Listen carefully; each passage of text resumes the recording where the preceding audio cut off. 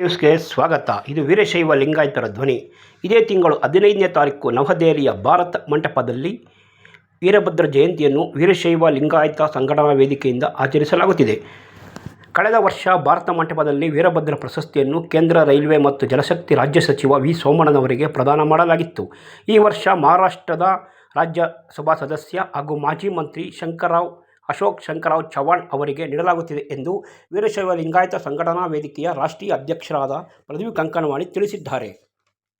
ಕಳೆದ 8 ವರ್ಷಗಳಿಂದ ವೀರಭದ್ರ ಜಯಂತಿಯನ್ನು ಈ ಸಂಘಟನೆ ಆಯೋಜಿಸಿಕೊಂಡು ಬಂದಿದೆ.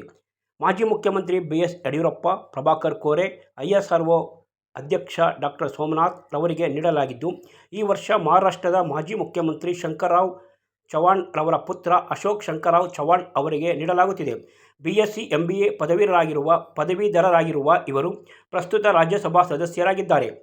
2019-2022ರಲ್ಲಿ ಮಹಾರಾಷ್ಟ್ರದ ಕಾಂಗ್ರೆಸ್ ಸರ್ಕಾರದಲ್ಲಿ ಸಾರ್ವಜನಿಕ ಕಾಮಗಾರಿ ಖಾತೆಯ ಸಚಿವರಾಗಿ ಕರ್ತವ್ಯ ನಿರ್ವಹಿಸಿದರು. ಆನಂತರ 2024ರಲ್ಲಿ ಬಿಜೆಪಿಗೆ ಸೇರ್ಪಡೆಯಾಗಿದ್ದಾರೆ. ಇವರ ತಂದೆ CM ಆಗಿದ್ದ ಅವಧಿಯಲ್ಲಿ ಮಹಾರಾಷ್ಟ್ರದಲ್ಲಿ ವಾಸವಿರುವ ಲಿಂಗಾಯತ ಸಮುದಾಯಕ್ಕೆ ಕೇಂದ್ರದಲ್ಲಿ OBC ಸ್ಥಾನ ಕೊಡಿಸುವಲ್ಲಿ ಯಶಸ್ವಿಯಾಗಿದ್ದರು. ಆ ಒಂದು ಕಾರಣಕ್ಕಾಗಿ ಅಶೋಕ್ ಶಂಕರರಾವ್ ಚವಾಣ್ ಅವರಿಗೆ ಈ ವರ್ಷ ವೀರಭದ್ರ ಪ್ರಶಸ್ತಿಯನ್ನು ನೀಡಲಾಗುತ್ತಿದೆ ಎಂದು ಪ್ರದೀಪ್ ಕಂಕನವಾಡಿ ತಿಳಿಸಿದ್ದಾರೆ. ಈ ಕಾರ್ಯಕ್ರಮದಲ್ಲಿ ಕೇಂದ್ರ ಸಚಿವ HD ಕುಮಾರಸ್ವಾಮಿ ಕಾರ್ಯಕ್ರಮ ಉದ್ಘಾಟನೆ ಮಾಡಲಿದ್ದು, ಉಪಸ್ಥಿತಿಯಾಗಿ ಕೇಂದ್ರ ಸಚಿವರಾದಂತಹ ಪ್ರಹ್ಲಾದ್ ಜೋಶಿ, ಕುಮಾರಿ ಶೋಭಾ ಕರಂದ್ಲಾಜೆ ಹಾಗೂ ವಿ ಸೋಮಣ್ಣ ಹಾಗೂ ಸೇರಿದಂತೆ ಇನ್ನಿತರ ಲೋಕಸಭಾ ಸದಸ್ಯರುಗಳು ಹಾಗೂ ರಾಜ್ಯಸಭಾ ಸದಸ್ಯರುಗಳು ಈ ಕಾರ್ಯಕ್ರಮದಲ್ಲಿ ಭಾಗವಹಿಸಲಿದ್ದಾರೆ ಎಂದು ವೀರಶೈವ ಲಿಂಗಾಯತ ಸಂಘಟನಾ ವೇದಿಕೆಯ ರಾಷ್ಟ್ರೀಯ ಅಧ್ಯಕ್ಷ ಪ್ರದೀಪ್ ಕಂಕನವಾಡಿ ವೀರಶೈವ ನ್ಯೂಸ್ಗೆ ತಿಳಿಸಿದ್ದಾರೆ. ನಮಸ್ಕಾರ.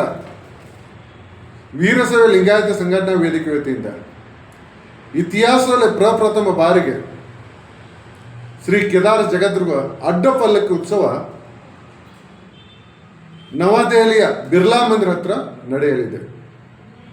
ತಾವೆಲ್ಲರೂ ಈ ಕಾರ್ಯಕ್ರಮಕ್ಕೆ ಆಗಮಿಸಿ ಹಾಗೆ ಸಂಜೆ 5 ಗಂಟೆಗೆ ಶ್ರೀ ವೀರಭದ್ರೇಶ್ವರ ಜಯಂತ್ಯೋತ್ಸವ ಕಾರ್ಯಕ್ರಮ ಭಾರತ ಮಂಟಪದಲ್ಲಿ ನಡೆಯಲಿದೆ.